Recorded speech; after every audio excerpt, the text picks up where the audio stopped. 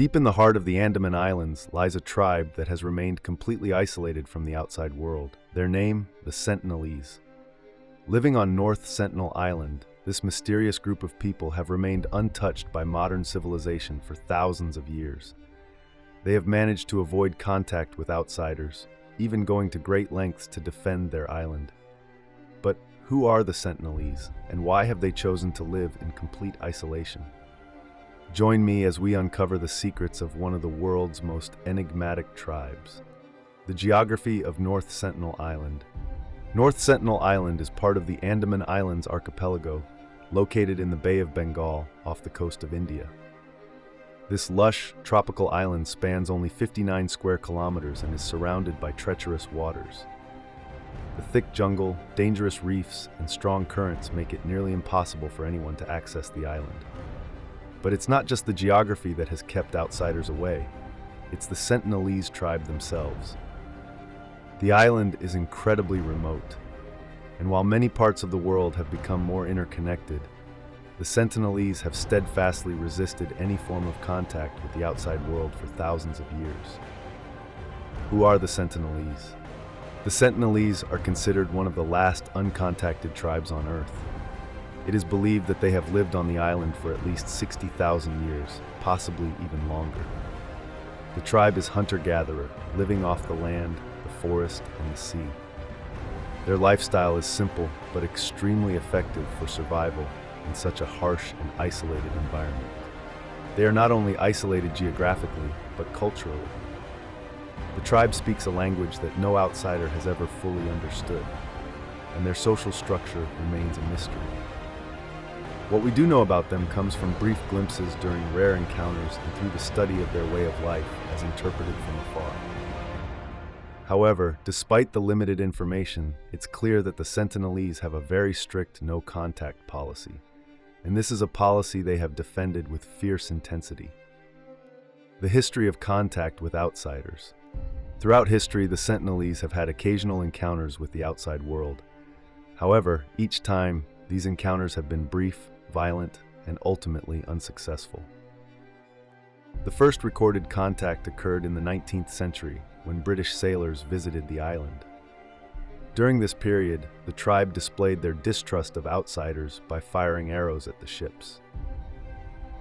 But it wasn't until the 1960s that the Indian government attempted to make contact with the tribe. As part of a broader survey of the Andaman Islands, the government sent anthropologists and a team to North Sentinel Island. The result? The tribe attacked the team with arrows and stones, forcing them to retreat. This was the first clear sign that the Sentinelese wanted to remain isolated from the world.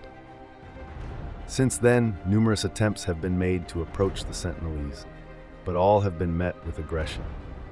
The Indian government has since declared North Sentinel Island off-limits, recognizing the tribe's right to remain undisturbed. It is illegal for anyone to approach the island or make contact, a law that exists to protect both the tribe and outsiders from potential harm. Why are the Sentinelese so hostile? But why are the Sentinelese so hostile to outsiders? Why do they go to such great lengths to protect their isolation? There are many theories, but the most widely accepted one is that their hostility stems from centuries of negative encounters with outsiders. Throughout their history, the Sentinelese have been exposed to diseases and invasions by foreign forces. When British colonists arrived, the tribes in the Andaman Islands were subjected to violence, forced labor, and deadly diseases. The Sentinelese, like many other tribes, would have been exposed to new illnesses that their immune systems had no defense against. These deadly diseases decimated local populations and could have been devastating for the Sentinelese. This trauma has likely contributed to their distrust of outsiders. Because of this history, the tribe has developed a defense mechanism. They remain hostile to anyone who attempts to come too close. In their eyes, outsiders bring danger, whether in the form of violence, disease, or the threat of losing their way of life. The survival of the Sentin. Despite being cut off from the rest of the world, the Sentinelese have survived for thousands of years. They have adapted to the harsh environment of North Sentinel Island, using their surroundings to meet their needs. The island's dense forests provide them with resources for shelter, food, and tools. The surrounding waters are rich with fish, shellfish, and other marine life. They use basic yet highly effective tools, such as bows and arrows, to hunt and gather food. Their knowledge of the island's resources is unmatched, and they live in harmony with nature, using sustainable methods to harvest from the land and sea. One of the most fascinating aspects of their survival is their use of fire. The Sentinelese have managed to keep their knowledge of fire making a secret for centuries. They start fires using friction by rubbing two sticks together, a technique passed down through generations. Protection of the tribe. Many argue that the continued protection of the Sentinelese way of life is essential, not just for their own well-being, but also for the preservation of human diversity.